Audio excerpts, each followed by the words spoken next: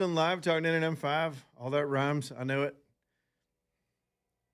Alan and Company bringing you the show tonight. That's our friend Alan and the whole Thompson family. Talked about him for years. Love get. I was meant to get by there today. We had a chain to get picked up. Jessica had broken a chain on a necklace I'd given her a couple of years ago, and Alan quickly got it. He got it fixed so fast. We didn't have time to go by there and pick it up. We thought it'd be a few days, and it, boom! I think it was the next day, but we were already had travel plans, so I got to swing by there. It'll be nice to see everybody. This is a custom jeweler that can just get it done in a very personable, low pressure way. This is not one of those glitzy chain stores with jingles and this trained sales staff that feel like they're attacking you when you walk in with all their jive and lingo and pressure tactics and hiding. You know how guys, y'all know what I mean? They'll hide the prices and stick those shiny lights on there and just kind of not get to the point.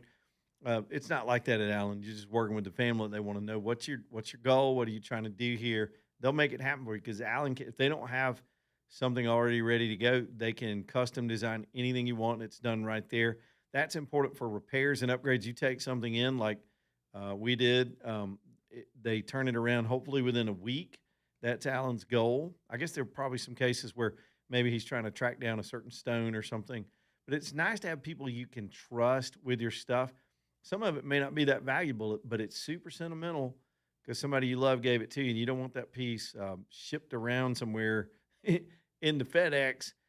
But they have the local expertise at Allen Company to handle it right there. The cleanings, the adjustments, the repairs, the upgrades, any of that stuff done. Everything stays. Sorry if you're watching on the YouTube camera, you just saw me sneeze. Everything stays in their vault, and they'll get it right back to you. Y'all make them your personal jeweler too. It's Allen and Company over in Vestavia. On the if you're going up the hill, they're on the right. I've said this for years. If you're going down the hill, they're on the left. Allen and Company. All right, couple of things to report. Let's go back to the Venezuelan story for a few minutes. Apparently, two big things have popped up in the last few minutes about this. Just all the little stuff we're going to learn about the raid and the conditions on the ground and everything. So the Venezuelans have immediately quit shipping any oil to China. Let me give you some backstories. During the time when Venezuela was embargoed from shipping oil by the rest of the world for the most part, most civilized nations, because of their thuggery, put an embargo on their oil.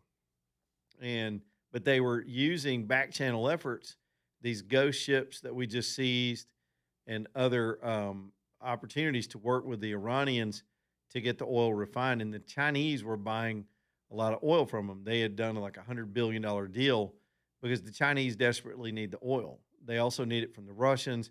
The Russians are in a box right now too. The Chinese are still trying to build up their infrastructure and their military, and they need these natural resources. So they're going around the world buying them up, cutting deals, trying to get everything across the world to China. And one of those places was from Venezuela. And despite that, Venezuela was still broke and impoverished. Again, they're dysfunctional. They didn't know how to run their own oil business. But as of the raid for Maduro, they've not shipped a single tanker out. Nothing's going to China. China's been cut off. They're going to have to scramble around for other resources. This puts them in a box. Again, they had Chinese air defense systems that did not work. They did not see the F-35s and the other aircraft coming. Um, I think they either got sold a bill of goods or the Chinese, like Timu, put up a lot of inferior products. The Chinese had a delegation in country that didn't deter the U.S. administration. And somewhere I read today that it was at exactly 36 years to the day when we went in and took Noriega out under similar circumstances. He was accused of running a drug cartel out of Panama and under American law had been indicted. So they went and got him out of there and freed the people of Panama. This is a much bigger deal, despite the Panama Canal being a choke point. This is a much bigger deal. It's a much bolder operation. I remember Noriega hiding. I think he was hiding in a shack somewhere in a jungle when they finally caught up to him. So these guys go in there into an Air Force base, and Maduro was living in basically a bank vault at night. They still got him, and that story still amazes me. Here's the twist on it today. Back during the summer of this year, and I thought I had seen this video before, but I'm not sure that this had been out there before, but people are making this connection. Trump watched some training at Fort Bragg, and the military there at Fort Bragg, where a lot of this training went down, and where the Delta Force originated from, there were 20 some odd bases that participated in the raid, but Fort Bragg was center to the whole thing. Trump did a tour of Fort Bragg, and people online are saying this video was Trump observing the army practicing the raid on Maduro. So the planning on this goes back clearly to the summer. And in that moment, if you presume this is correct, Trump knew what they were practicing. Now, when we saw the video a while back, it just looked like another typical training raid where they're going to fast rope down to a building and enter a building. But people have pointed out how much the building looks like Maduro's compound. I think his compound was taller based on the video I saw. But here's the audio from it. You hear a lot of gunfire, and this goes on for a minute. So they're talking to Trump about what they're about to do. And then our Green Berets are on the second helicopter.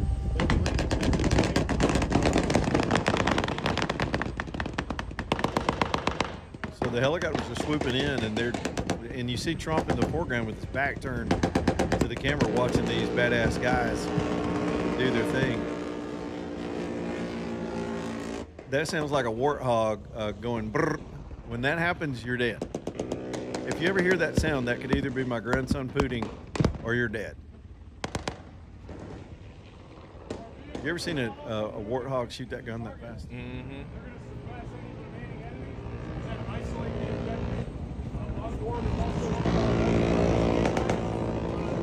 Wow, that sounds so much like my grandson. Let's listen to my grandson again. Let's see if it. He sounds like a warthog, I think, an A-10 warthog. Yeah, it's very similar. So that's a piece of video for the history books, if indeed that's what Trump was doing. Now, he could have just been watching Delta Force and others going through routine training. If there's anything routine about that kind of training, even that training is dangerous. But fast roping out of a helicopter onto a building and the tactics they used to practice, maybe they were already working on it, and he was just waiting for the moment. And that moment came, and here we are. So that piece of video is out this afternoon. You'll get a chance to probably see it on the internet somewhere, but that blows my mind. We are living in amazing times. Rob is in Trustville. What's up, Rob? Leland, thanks for taking my call. I'm ex-military, and I'm having a really tough time because I thought that, let me just say I voted for Trump. I'm for Trump, and I agree with a good bit of everything that he does, but there's some things I don't. But anyway, my question is this. He ran on America not being the policeman of the world. That was one of the big things that he did. And Venezuela, I could care less what happens to Venezuela. Just like the people in Iraq and Afghanistan, they could have cared less about us, and we spent 20 years there. I don't understand why we should care about Venezuela. All right, well, let me help you with that. Top of that. Let me help you with that. Please. And it's pretty basic stuff, I think. One, we're not at war with Venezuela. We didn't start a war. And Trump did not run on not being the police. He basically ran on America protecting our interests. He ran on the Monroe Doctrine, that we're going to clean up our hemisphere and strengthen the country. This move strengthens the country over the fentanyl issue, over the military outposts that were being set up by the Iranians, the Chinese, and the Russians in that country.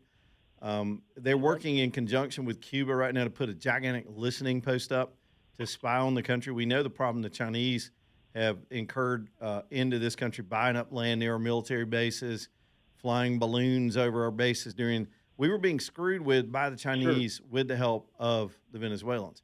There's a sub-story in there about the election machine engineering that was being used to undermine our elections being based out of Venezuela. I mean, the list of pariah things that they were doing. They sent Tren de Aragua here into the streets to cause chaos, and they were doing it. They let their they assaulted our country with a humanitarian wave. They've already been hitting us with the fentanyl distribution. When we shut the border down, they stepped that up. There are a lot of reasons for us to extract the problem, which was Maduro, who had been indicted. So we didn't start a war. Right. We're not at war with. In fact, you could argue that was a move toward peace.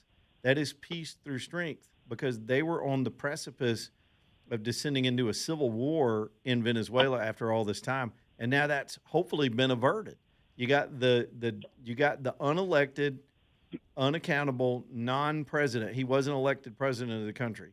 Out of there, he's out of the way. Now people, the refugees that live here in the United States that have had to flee that country, it's the largest refugee flight next to Syria in the world. 8 million people have had to leave. Now they can go home and prosper.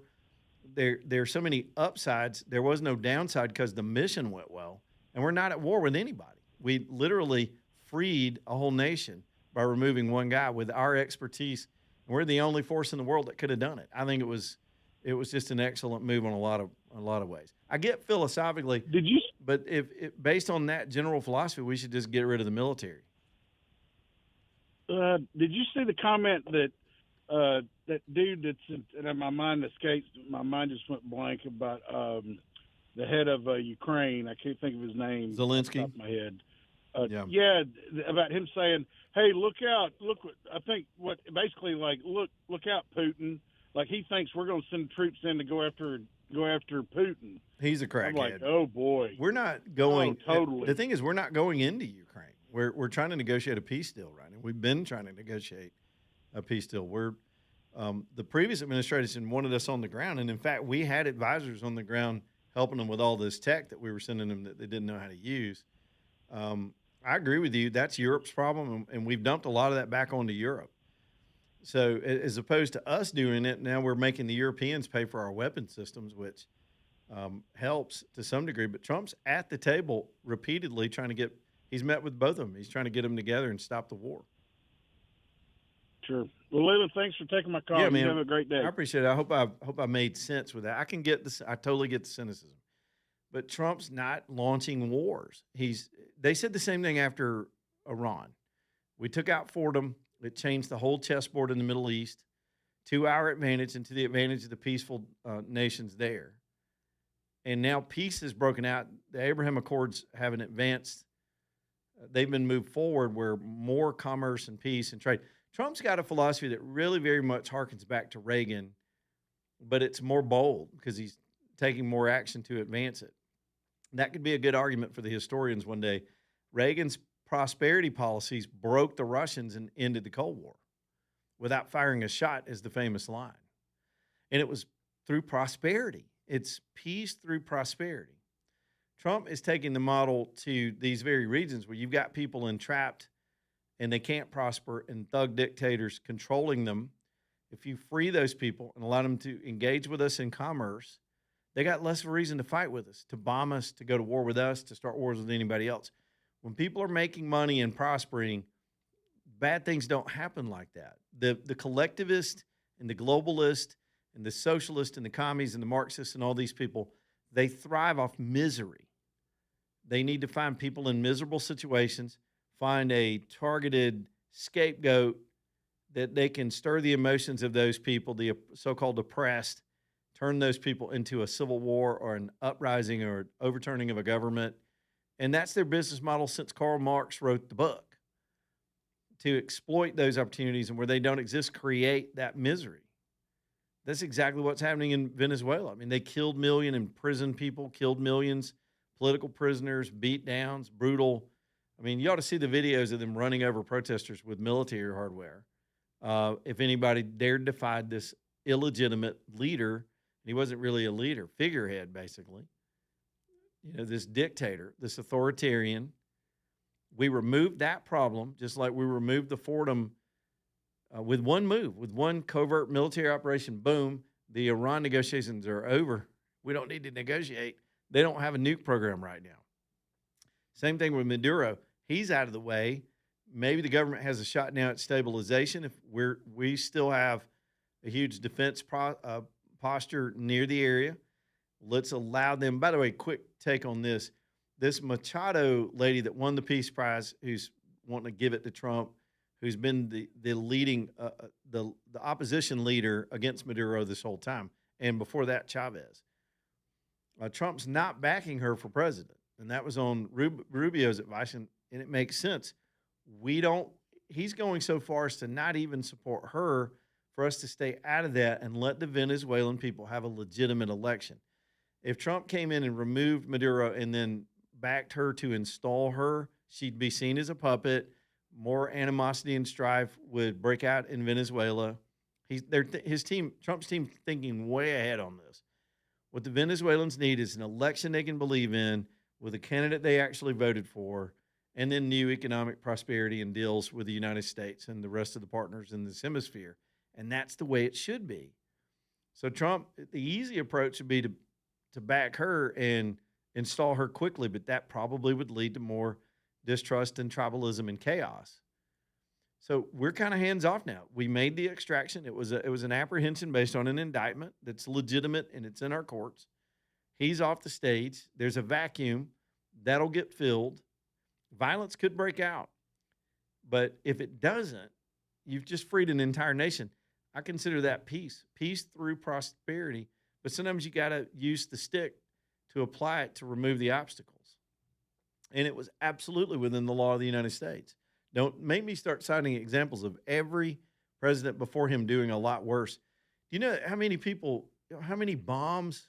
Let me just throw this at you. Do you know how many bombs Barack Obama dropped in his presidency?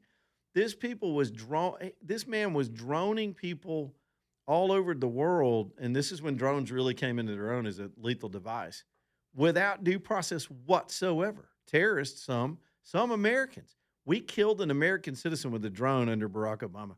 No trial, no indictment. They didn't apprehend him. They droned him. During Barack Obama's term, he dropped 26,172 bombs. That equates to 3 bombs every hour of his administration. Syria, 12,192 bombs in Syria. What was our goal there?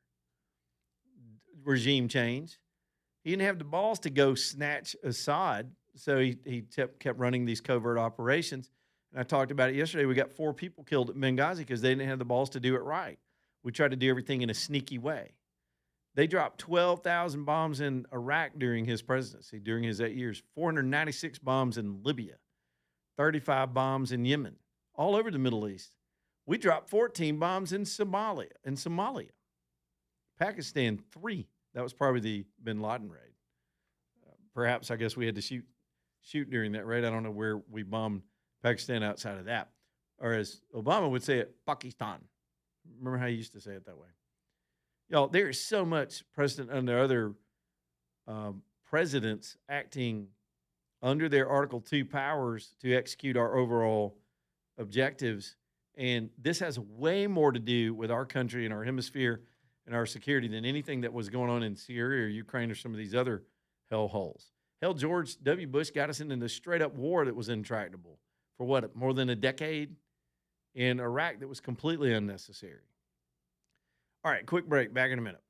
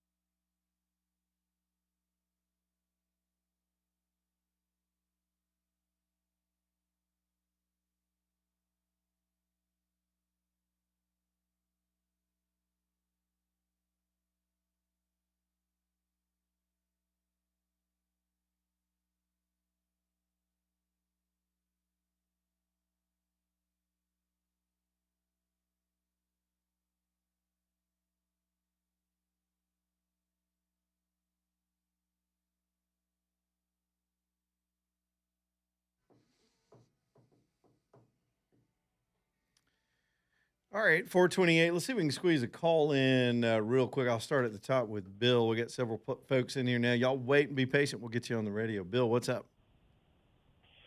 Hey, Leland. A couple of thoughts about Venezuela. One is I can see the benefit of taking out Maduro. Okay, not a good guy, but it seems like one of the things that they need to do is to try to give an election a chance for the Venezuelans to elect someone legitimately, which is going to probably mean some election oversight, I guess. Um, and then that through that election, it would be decided by the Venezuelans what they want to do with the oil. Number two is I think the concern I have is that I think this idea of the Monroe Doctrine or the Donroe Doctrine, Yeah. the Trump is, huh? I said, yeah, that's what they're calling it now, the Donroe Doctrine. Yeah. This idea is something we need to think about a little more because I think China has a neighbor real close, Taiwan, that they claim as their territory. There's a deep root there, a deep link, and I think that they could say, well, what you're doing in Venezuela, we're even more tied to what's happening in Taiwan. You know, I had I had similar thoughts, but I was listening to an analyst the other day that say that this makes China even more cautious because well, I'll tell you what, hang on, Bill, this is going to take longer than I have to try to walk through the thought process on that. I get your trepidation and agree that once the Venezuelans elect their own leader, let them decide how to handle their oil industry. And I know what they're going to decide. That's why they're cheering in the streets. They want to go back to prosperity and a partnership with us.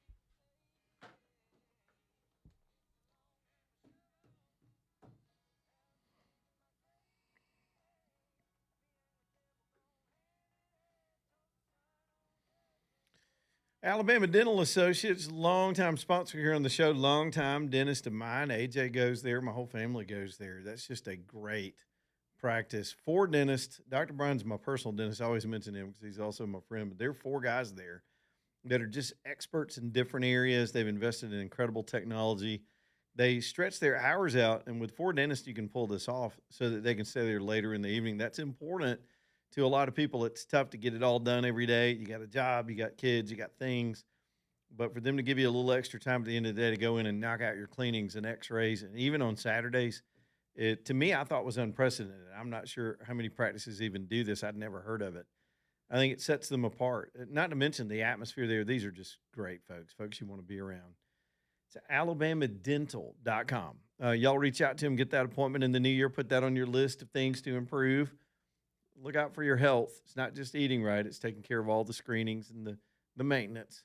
alabamadental.com, alabamadental.com. All right, I think it was Bill was on with us, and he had some good questions, and didn't want to cut him completely off. Bill, the philosophy I heard, Yeah, what I had the same thought about Taiwan. I thought, well, if this is our neighborhood, that's their neighborhood, do we have to abandon our commitments to defend them? It doesn't mean we're isolationist in the West, for one. Others believe that China is not going to take a risk of a response from us, even a naval blockade or a defensive move. And they're afraid Trump will do it. He's got the stones to do it, and they'll recalculate. They exploit weakness. We are absolutely not projecting weakness in the world right now. Well, I hope that's the case. I would just follow up this to say that, like you said, with China and Taiwan, Russia and Ukraine is a similar situation. And finally, I guess I would say that the peace through prosperity was something, I sort of agree with the concept, but in reality, we tried peace with prosperity with China. We put our businesses over there. We made a prosperous middle class, and it didn't work. They still have essentially a kind of communism. No, they're absolutely still communists. They're centrally controlled. They dabble in capitalism enough to get the resources they need to build up their military infrastructure. They have a world global vision that considers that they would dominate. So does Islam, by the way. They've been on the march since the 700s. So you're not going to pull this off with every country. Not every country is going to participate that way. For a while, it did work until we became beholden to them because it was our prosperity at stake. We needed them for all of our manufacturing. The balance shifted too much in their direction. Trump's not even proposing that we cut off all trade with China, but that we rebalance it so that we can make our own stuff again, steel and pharmaceuticals, and not get undermined by these people. He is absolutely kicking them out of our hemisphere.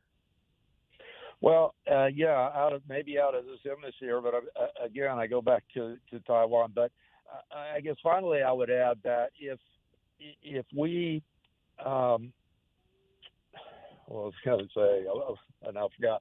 But anyway, if we can, look at Venezuela as we did with the drug issue, it also suggests that other countries that we have drug issues with, whether I hope we're not thinking about this with Mexico or with Colombia or with Honduras or some of the others. What's the Well, with Mexico, we shut the border down. And with Mexico, we have a huge trade leverage. And we're applying those pressure points all the time. They have drug boats that run off of the Mexican coast around to California. We've taken out drug boats in the Pacific too. I don't think he's going to go snatch every leader he disagrees with. That's not what happened here. Maduro was indicted for his crimes, and he's going to be tried for them. Well, and that may be, but I still think we're getting a lot of our drugs from Mexico. The border we closed. 100% we are. The drug cartels control the government in Mexico. They control the president. She is a stooge of these people, and so there needs to be regime change in Mexico, but we don't necessarily have to use the military to do it. Well, understand. Okay, well, thanks for hearing me out. Yep, and it's I guess I understand the cynicism. We should always be cynical about whatever our government's up to. But in the big picture, this makes sense on more levels. I'll spend the rest of this week coming up with other things that occur to me about how this changes the whole stratagem of the way we see the world and the world sees us in a very short amount of time. Y'all, Trump's only been president. He's not even been president a full 12 months yet. Stock market just hit another record. Gas prices are down. I saw another story today about rents are coming down. Now, why would that be? I'm going to give you one word: deportations. When you put 20 million people into certain areas all at once, that's another supply and demand equation. You've got more demand, limited supply because of the high interest rates. No one was building new units. Price goes up. Doesn't matter where they came from, what country they're from, whether you like them or not, or are buddies with them, or what your opinion on immigration is. When you surge 20 to 30 in the estimates all over the place, because we don't know, into communities and into housing and into other areas, you're going to drive the price up. And here's the thing. We were driving the price on Americans for rent higher because we were also subsidizing the rent of the foreigners. Just like the Somali ripoff stories that keep coming, it was our money being used to pay for it. We were paying the rent for people that just got here, while people that have been here for generations of all colors and stripes and backgrounds and political parties were getting gouged because of the market economy pushed everything up, just freezing a lot of people completely in place. The high interest came from the surge in federal spending in the economy that was just foolish. They did it claiming it was for some green stuff, which was also foolish. We're reversing. Trump has managed to reverse almost that, every bit of that, in less than 12 months. And again, that was just the effort to stop the whole thing from running off a cliff. Now we've got to turn it around, and it's being turned, and you're seeing the results of it all over the place. Prosperity is a good thing. Prosperity is a good thing. Kevin is in Calera. What's up, Kevin? Hey, Leland. Thanks for taking my call. Yeah. Real quick, somebody may have already mentioned this or thought of this. I don't know. I don't get the chance to listen to your show every 4 hours every day. But Sure. Anyway, I'm thinking about this in Trump's first term. If he tried to pull something like this off, going into Venezuela, trying to get the dictator out of there. If he had tried to do this in his first term, I bet they would have gone to an empty house. Somebody probably would have leaked some information and said, hey, Sure. Yeah. United States is on their way. Better go find someplace to go. But you see with his new administration, the people he's got, it was tight-lipped this time. Nope. There was no leaks. Nobody knew. It was a surprise, and it shows. I think that's a credit to Rubio, who was heavily involved in this. It was Justice, because you got Secretary of State, you got Justice that had the actual legal case and the indictments. They had hundreds of lawyers probably going through the case. The military secretly training for it. None of that stuff leaked. Hegseth's running an incredible ship. Yeah, I know there was the fat finger thing with the guy with the WhatsApp, but that's just incidental. They're not beholden to the media for their own personal agendas. They've got a bigger cause in mind. It's the security of this country, and I think they take that job very seriously, and that's what we want from our government. That's right. Like I said, this is in his first administration. I'll bet you somebody would have leaked that out to them, 100%. and it would have been a lost cause for us. But anyway, that's all I got. But I appreciate your time. You have a great day. Good job, Kevin. Yeah, just think of the number of people that backstabbed Trump, got kicked out within weeks, and went and wrote books about it, and were celebrities for 2 minutes in the media, and then moved on with their lives after their little bitty White House experience, because they were opportunists like other presidents have had, in a town that rewards opportunism. And Trump, I said it at the beginning of the show, and I'll go back to it real quick. The 4 years that Trump had off sharpened him and the team around him. He learned what loyalty really means in that town. Trump was completely naive in that first term, and he was railroaded by a huge cabal of people, the deep state, the mainstream media, the American left, the legal industry, the court system. All of them tried to get him. All of them failed. And in the offseason, they kept at it. He still beat them. While he was sitting there defending himself, he was planning what he would do in his next administration with a team of, and I'll declare it, it's not even hype to me. I personally legitimately believe this is the most talented group of people we've ever had in a White House cabinet in my lifetime. It's hard for me to compare the Civil War era versus the founders, the wise and very strong people that were right at the founding that they had this brand new thing that could have spun out of control so quickly, and it took a lot of integrity to hold it together, especially with the issues of the day between the South and the North from the outset over the issue of slavery from the beginning. This country wasn't for slavery in the beginning. We banned it right off the bat. But there was the ongoing existing issue with the South. Those people had to straddle that and keep it together long enough to keep the English from coming back or the other people, other hostile actors in the world from coming after these little 13 colonies. We weren't a superpower at those days. And these guys had to have a lot of belief in what they were doing to hold that together. That's harder. You look at fledgling countries that pop up nowadays. So they pulled it off, and no discredit to that period of history 250 years ago. But in my lifetime, and my political awareness is, I guess, around 50 years old now. I was about 9 or 10 when I started paying attention to this stuff. There's never been a group this talented around any president.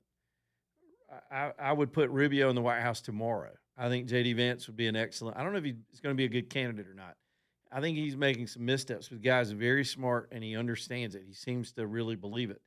I will not give Pam Bondi credit for having any stones, but I think she's going to be replaced this year. You go through the Energy Department, you go through Labor, you go through Department of Education. We're dismantling a cabal that's been ruining education for our kids. Federal intrusion on that. Hopefully things will improve. That's going to take a long time to turn around. But, McMahon has the tenacity and the belief system to pull it off. Why is it? Because these people are not beholden to the media to leak to the media. You leak to the media because you're trading favors. I used to do it. Trust me on this. I've been on both sides of that, where I was the media and I got stuff leaked to me and I understood who I owed a solid to and didn't burn that relationship. But I've also been on the side where I had to have friends to put something out that I knew needed to be out, but I wanted to be anonymous. That town runs on that. Some of it's good because leakers give us information we need to know. If not for some leakers in Minnesota, there's a new one in California tonight. I think the total I read was $250 billion in a student loan scandal starting to pop, very similar to what they're dealing with in Minnesota, where these people were faking student status to get fake student loans. They weren't actually students or actual people. They were bilking the student loan program.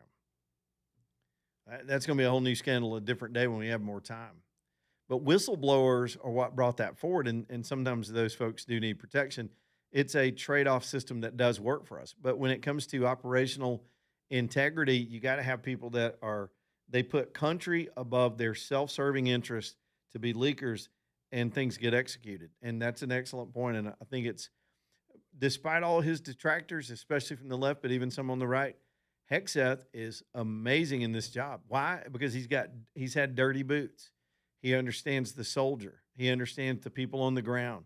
The dude loves his country. He's very smart, and he's got the absolute credentials and credibility, I think, to do this job, and he's done it well.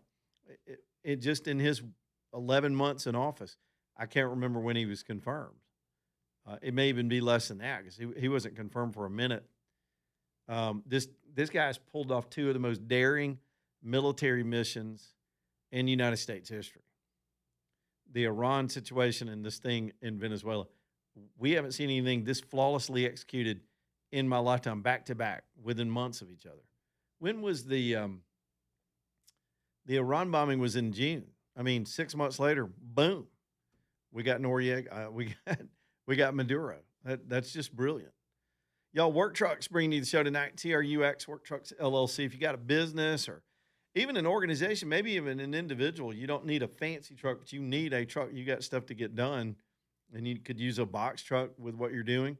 They've got them at Work Trucks. Vans, cargo and passenger, every kind of service body you would imagine for all types of industries, or just plain, straight shop trucks, just good old pickups to get the job done. They're downtown Birmingham, low miles because they bought them off lease. Then they go through them 125 points. They won't sell a truck that isn't met all 125 points. What they're trying to do is make it feel like a new truck dealership with as new can get, but on paper, these trucks have been previously owned. This is the smart way to go. You keep your overhead down, get something reliable. They look sharp. You're going to get to your customers on time.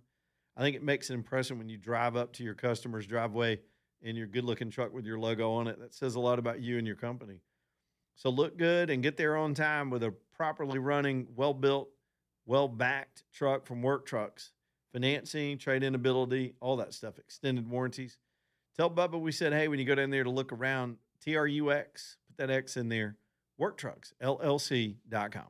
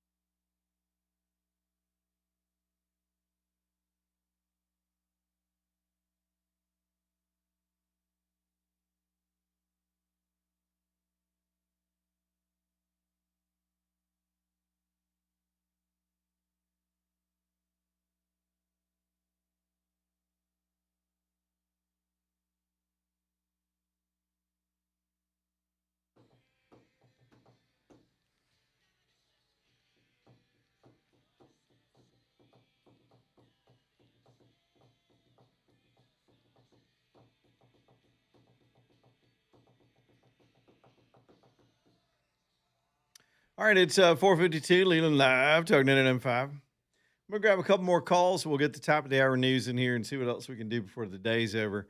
We've got an advancement a little bit coming on this evolving Minnesota story. It's getting uglier. I'll tell you about that here in just a little bit. First up, I think it's Angie's next. What's up, Angie? Yeah, that was my question, Leland. I don't know what the next step is with all this Minnesota stuff. Is Pam involved in this at all? Because she just worries me. Well, sadly, she's the attorney general, and You know, she loves to talk tough and she loves to go on Fox News. I don't know when she has time to be an AG. This is, if you just look at her as a political animal, she's got a lot of political reasons to go ahead and turn the Justice Department loose in Minneapolis. But, and I think the deportations can happen quicker than the legal cases. Those, I mean, the discovery alone, tracking this stuff down. The good thing is they're making it stop. But yes, the Justice Department's on the ground in that city right now. So is the FBI. So is Homeland Security. So is ICE. Thousands of agents are coming through that city trying to, and it was because of this 23-year-old, what Tim Walz called a YouTuber. But this Nick Shirley did better work than everybody in the mainstream media combined. All of them. All those blow-haired, those blow-dried, makeup-faced anchors on the network news, none of them did this kind of work. He's 23.